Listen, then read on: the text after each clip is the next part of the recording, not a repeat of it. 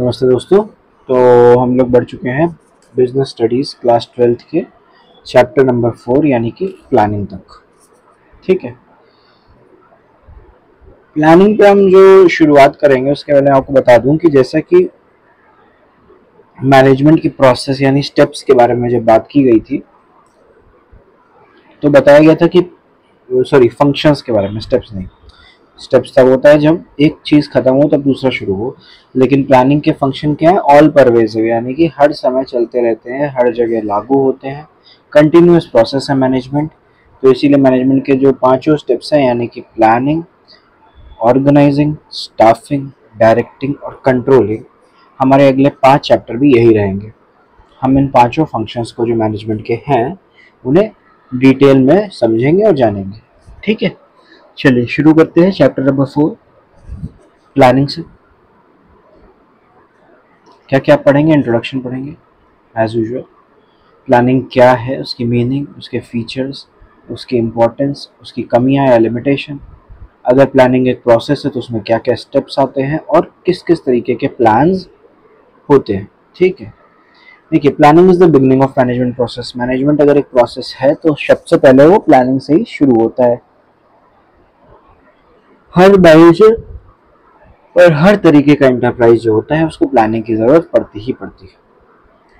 और बदलते इन्वायरमेंट के साथ, जैसे हमने पिछले चैप्टर पढ़ा था बिजनेस इन्वायरमेंट रैपिडली चेंज हो रहा है आजकल, तो रैपिड चेंजेस के साथ साथ, ग्लोबलाइजेशन के साथ साथ, प्लानिंग को मैनेजमेंट का एक स्ट्रैटेजिक एरिया कंसिडर किया जाता है। मतलब कि आप किसी भी आने वाले बदलाव के लिए पहले से प्रिपेयर रहो। अगर वो आपको झटका या नुकसान दे सकता है तो उससे बचाव के तरीके आप तैयार रखो। अगर वो एक अपॉर्चुनिटी बन के आ सकता है तो आप फर्स्ट मूवर एडवांटेज लेने के लिए तैयार रहो। ठीक है, यानी बाकी फर्म जो आपकी इंडस्ट्री में है उनसे पहले उस अपॉर्चुनिटी का फायदा उठाओ। इसके लिए आपको प्लानिंग करना बहुत ज़्यादा ज़रूरी होता है। ठीक है, सारी बिजनेस फर्म ड्रीम करती हैं कि वो सक्सेसफुल बने, सेल्स बढ़ाएं, प्रॉफिट अर्न करें, लेकिन उसको रियलिटी में बदलने के लिए मैनेजर्स को बहुत ज़्यादा ज़रूरी है कि वो बहुत मेहनत करें, फ्यूचर के बारे में अच्छे से सोचें समझें और सही प्रेडिक्शन बिजनेस के लिए करें जिससे कि टारगेट अचीव हो सके।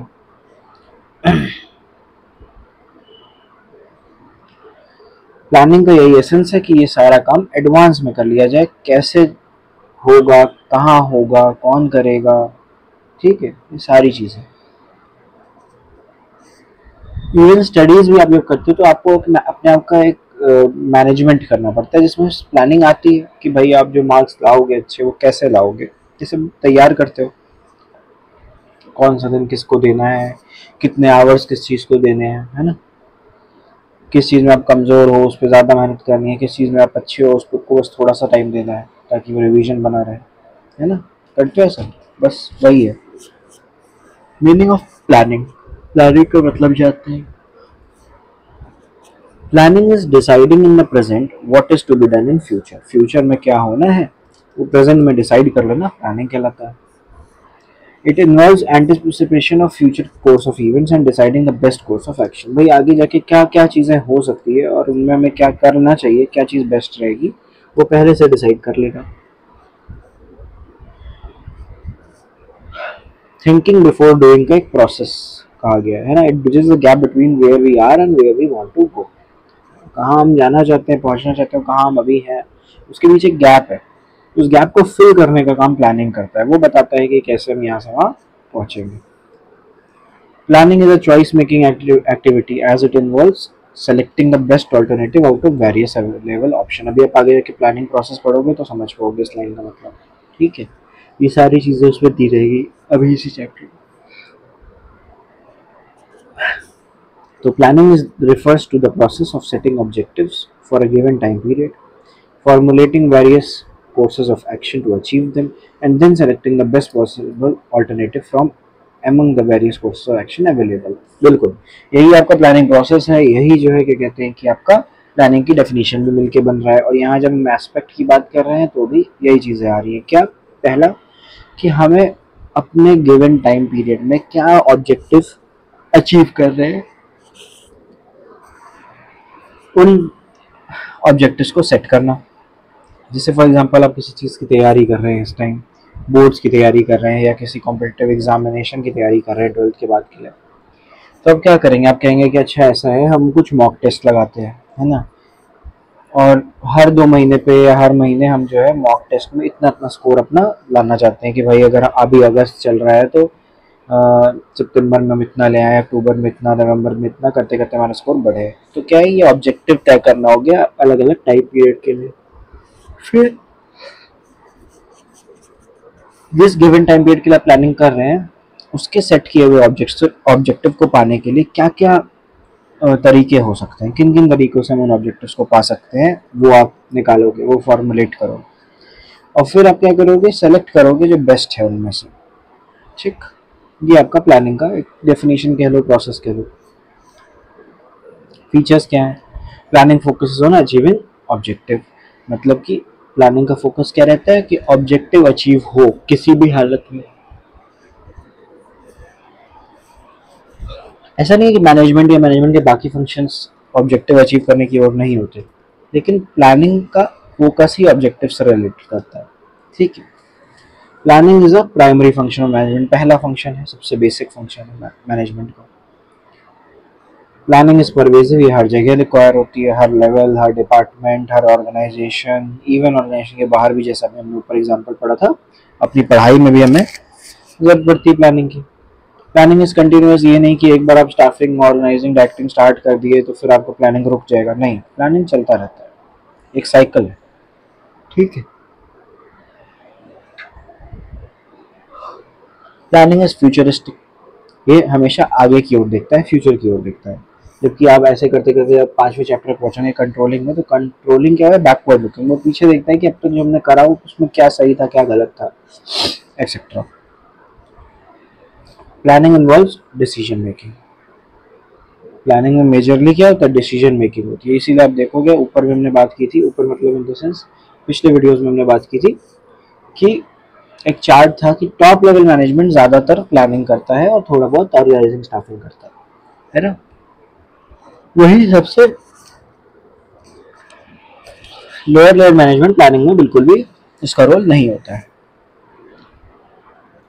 Planning is a mental exercise, ये हाथ पैर से करने वाली चीज नहीं है, इसमें आपको मेंटली बहुत ज्यादा काम करना होता है। इंपॉर्टेंस क्या क्या है, प्लानिंग प्रोवाइड्स डायरेक्शन, ये बताता है कि हमें किस ओर चलना है, वरना तो सब स्टाफिंग हो जाएगी, ऑर्गेनाइजिंग हो जाएगी, मतलब सामान आ गया, लोग आ गए और हमें पता ही नहीं चलेगा कि हमें करना क्या है और कैसे करना है ना।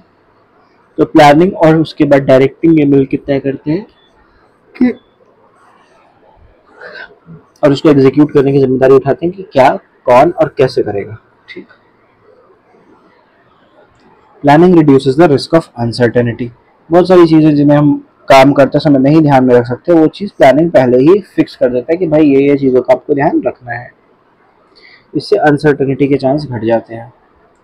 Planning reduces overlapping and wasteful activities, पहले ही जब आप सारी चीजें तैयार कर लोगे, एक ब्लूप्रिंट बना लोगे, आपको पता चल जाएगा कि कहाँ कहाँ क्या क्या चीज एक्स्ट्रा है या वेस्ट है ना, उसको आप पहले ही सिंगल कर दोगे, मतलब हटा दोगे।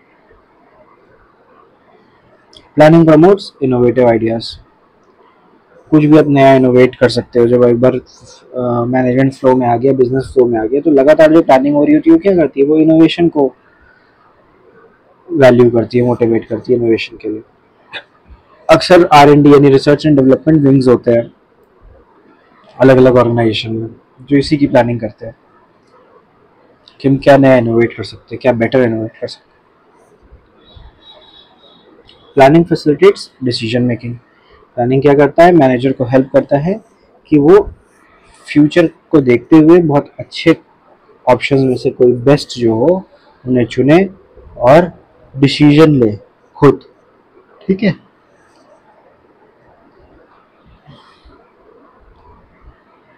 Planning establishes standard for controlling, यानी कि जब हम कंट्रोलिंग करेंगे तो हम यही देखेंगे कि स्टाफिंग, ऑर्गेनाइजिंग, डायरेक्टिंग, इनके बाद जो परफॉर्मेंस आ रही है वो, और प्लानिंग के समय जो परफॉर्मेंस सोची गई थी, तय की गई थी, वो उनके बीच में डिफरेंस क्या है। तो ये कंट्रोलिंग तभी हो सकती है प्लानिंग हो रखी है उस चीज से रिलेटेड। ठीक है, प्री डिटरमाइंड स्टैंडर्ड जो हो वो बता चुके हो।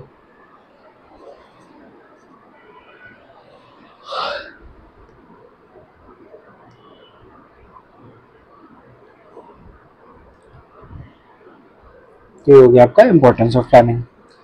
फिर आता है लिमिटेशन प्लानिंग। देखिए हो सकता है ये आपको जल्दी समझ ना आए, ये समझ तो आ रहा हो बट आपको लग रहा हो ये याद कैसे रखेंगे, बहुत सारी चीज़ें हैं, हर चीज़ में 6-6 7-7 पॉइंट है।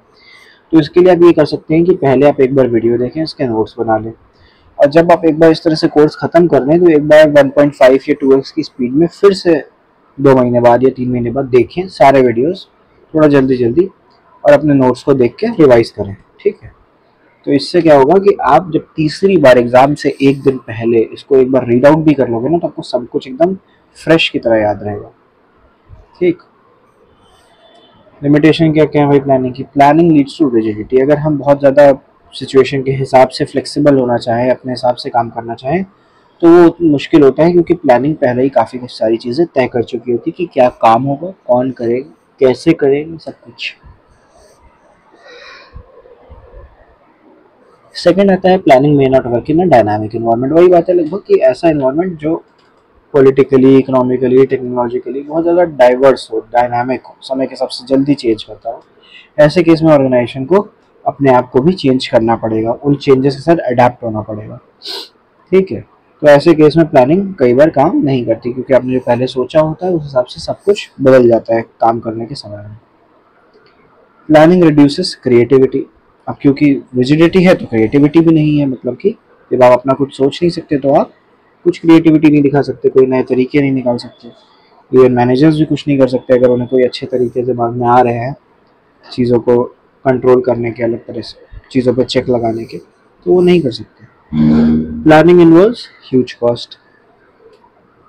प्लानिंग एक अलग पार्ट हो जाता है मैनेजमेंट का, जिसकी वजह से काफ़ी ज़्यादा बड़े बड़े खर्चे आते हैं। स्पेशली जैसे मैंने आपको बताया था कि R&D यानी रिसर्च एंड डेवलपमेंट विंग होती है कई फर्म्स की, तो वो तो बहुत बड़ा खर्चा होती है, उसमें आपको एक्सपर्ट्स को हायर करना होता है, साइंटिस्ट एक्सेट्रा, और बड़े खर्चे मशीनरी और इक्विपमेंट आपको देने पड़ते हैं, जबकि वहाँ से कोई प्रोडक्शन नहीं हो रहा होता है, वहाँ से केवल रिसर्च हो रही होती है, प्लानिंग हो रही होती है। ठीक, planning is a time consuming process. ये अपना एक टाइम लेती है, फर्म शुरू करने से पहले भी और फर्म के चलते भी। Planning does not guarantee success. हाँ, आप प्लानिंग स्टेप ज़रूर फॉलो कर रहे हो, कुछ ना कुछ अच्छा देख रहे हो, बहुत तरीके बना रहे हो, उनमें से बेस्ट चुन रहे हो, सब कर रहे हो, लेकिन इसका मतलब ये नहीं है कि वो सक्सेस की गारंटी दे दे आपको। ठीक है, एक्सटर्नल लिमिटेशन ऑफ प्लानिंग। आपकी प्लानिंग कब फेल हो जाती है? जब नेचुरल कैलामिटी आ जाए, तब, जब गवर्नमेंट की पॉलिसी चेंज हो जाए, जब कॉम्पिटिटर्स की स्ट्रैटेजी बदल जाए, जब टेक्नोलॉजी में कोई चेंज आ जाए, जब लोगों के फैशन में, टेस्ट में चेंज आ जाए, तब आपकी प्लानिंग धरी की धरी रह जाती है। ठीक, अच्छा क्या क्या स्टेप्स है? वही पहले सबसे पहले ऑब्जेक्टिव सेट करो कि फर्स्ट एंड फॉरमोस्ट क्या है, फर्म के गोल्स सेट कर रहे हैं आपको। ठीक है, फिर डेवलपिंग प्रेमाइसेस, मतलब कि क्या सिचुएशन होगी, क्या माहौल होगा काम करने का, है ना, फ्यूचर कोर्स ऑफ एक्शन जो है, जो कि अनसर्टेन हो सकता है, वो आप डेवलप करो। ठीक,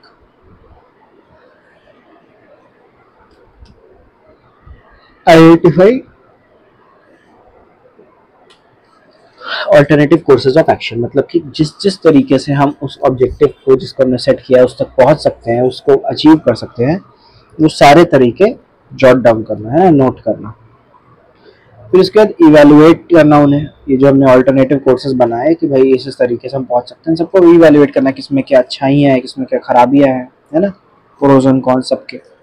और उसके बाद फिफ्थ यानी कि सिलेक्टिंग एन ऑल्टरनेटिव, उसमें से जो भी बेस्ट है, जिसके सबसे ज़्यादा प्रोज हैं, सबसे कम कॉन्स हैं, उसको हमें सेलेक्ट कर लेना है। जिस प्लान को हमने सेलेक्ट किया फिर उसको इम्प्लीमेंट करने का समय आता है कि भाई सबको बता दिया ये प्लान है, इस तरीके से चला जाएगा, यहाँ से शुरुआत होगी एक्सेट्रा। और फॉलोअप, यानी कि क्या प्लान सही से चल रहा है, जो हमने प्लान इम्प्लीमेंट कराया है वो जो हमें उससे उम्मीदें हैं, क्या वो उस तरह से काम कर रहा है कि नहीं, नहीं तो हम अपने प्लान में तुरंत ही आगे और प्लानिंग करके उसको एडिट करें, उसमें चेंजेस लाएं। ठीक है, इसके लिए अब ये जो हम प्लान या स्ट्रैटेजीज बनाते हैं, है ना, ये क्या होता है? Plan is a document showing detailed scheme, programme and strategy worked out in advance for fulfilling an objective. जो ऑब्जेक्टिव हमने सोचा है उसके लिए जो हमने तरीका तय किया है उस तरीके को हम प्लान कहते हैं, क्योंकि एक डॉक्यूमेंट है जो ये आपको बताएगा भाई कैसे काम होगा, क्या काम होगा, किस किस समय पे कहाँ कहाँ, है ना। पूरा एक तरीके से ब्लूप्रिंट होता है। ब्लूप्रिंट दो तरीके के हो सकते हैं, सिंगल यूज या फिर स्टैंडिंग प्लान। नाम से ही पता चल रहा है सिंगल यूज वो प्लान है जो किसी एक छोटे ऑब्जेक्टिव या छोटे गोल को पूरा करने के लिए। स्टैंडिंग प्लान वो है जो रेगुलरली काम में आता है, कुछ रूल्स रेगुलेशंस लेके आता है, जिसके तहत अगर सब कुछ चलता रहे तो चीजें बेटर होती रहेंगी और कंपनी ग्रो होती रहेगी। डिफरेंस एज यूजुअल आप लोग खुद पढ़ेंगे, ठीक है।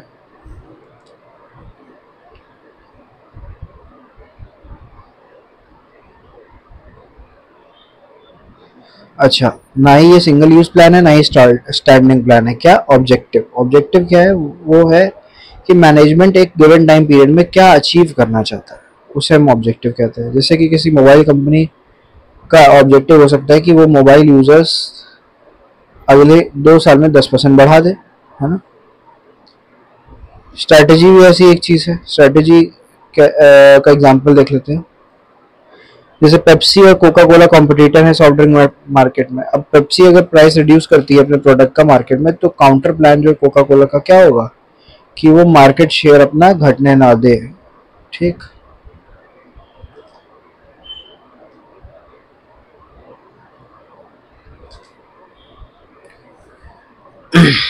पॉलिसी देखिए, जैसे आपका प्लान्स था वैसे ही कुछ और चीजें हैं। ऑब्जेक्टिव है, स्ट्रेटेजी है, ठीक।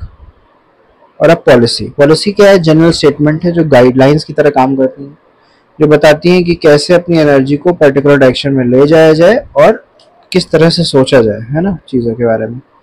Policy of company may be not to employ any person who is less than 18 years of age. जैसे कि कंपनी की कोई पॉलिसी हो सकती है कि भाई हम 18 साल से नीचे के किसी व्यक्ति को हायर नहीं करते। प्रोसीजर ये होता है स्टैंडिंग प्लान, किसी चीज को कैसे करना है इसका पूरा प्रोसेस बताने वाला प्लान स्टैंडिंग प्लान क्या कहलाता है? प्रोसीजर कहलाता है। It has chronological sequence of various steps to be taken in order to A procedure is a chronological sequence of various steps to be taken in order to perform an activity in an efficient manner। एक अच्छे समय में सही तरीके से बिना गलती किए किसी एक्टिविटी को परफॉर्म करना, उसके लिए जो हमें कई सारे स्टेप्स चाहिए, वो अगर क्रोनोलॉजिकल ऑर्डर में 1 by 1 किस तरह से होने हैं दिए हुए हैं तो उसको हम प्रोसीजर बोलते हैं, ठीक है। पॉलिसी प्रोसीजर के डिफरेंस आप पढ़ेंगे। मेथड्स, ये भी एक स्टैंडिंग प्लान का टाइप है। ये एक प्रिस्क्राइब प्रोसेस है किसी ऑपरेशन या एक्टिविटी को परफॉर्म करने का कि भाई ये पर्टिकुलर काम कैसे होता है ना। जैसे कोई मशीन को चलाना, अकाउंटिंग करना, किसी चीज की शेयर्स इशू करना, हर चीज का एक प्रोसीजर या मेथड दिया हो सकता है, ठीक। इनमें फर्क भी आप खुद पढ़ेंगे। फिर रूल्स तो आपको नाम से ही पता चल रहा होगा कि कोई भी व्यक्ति ऐसा नहीं करेगा, कोई भी व्यक्ति वैसा नहीं करेगा, ठीक। कोई भी व्यक्ति लंच टाइम आधे घंटे से ज्यादा के लिए बाहर नहीं जाएगा लंच टाइम के नाम पे। कोई भी जो है क्या कहते हैं कि बिना आई कार्ड पहने नहीं आएगा, है ना। तो ये तरीके के रूल्स होते हैं। प्रोग्राम सिंगल यूज प्लान का टाइप है। जब जैसे कोई एक पर्टिकुलर प्रोजेक्ट है, कोई छोटा टास्क है ना, उसको कैसे पूरा करना है, उसमें क्या क्या होगा क्या नहीं होगा, कौन कौन इन्वॉल्व रहेगा, उसका पूरा ब्लूप्रिंट साचा जैसे कहते हैं ना, वो प्रोग्राम होता है। बजट, ये भी सिंगल यूज प्लान है। ये किसी एक ईयर या एक अकाउंटिंग पीरियड के लिए यूज होता है। ये एक स्टेटमेंट होता है जो बताता है कि भाई क्या फाइनेंशियली हमारी सिचुएशन है और कितना हम इस साल खर्च करेंगे, कितना हम इस साल कमाना एक्सपेक्ट कर रहे हैं, क्या टारगेट्स हैं, ये सब बजट में आता है, ठीक है। चलिए, इसी के साथ आपका चैप्टर खत्म हो गया। और कुछ पेज नंबरिंग गड़बड़ लग रही है, 4.15। अच्छा, इसमें तो 5 पॉइंट से आ जाएगा। चलिए, कोई नहीं। तो आपका ये चैप्टर 5 रहेगा ऑर्गेनाइजिंग, जो हम पढ़ेंगे अगले वीडियो में, ठीक है, जो हमारा मैनेजमेंट का अगला फंक्शन है। तब तक के लिए धन्यवाद, मिलते हैं।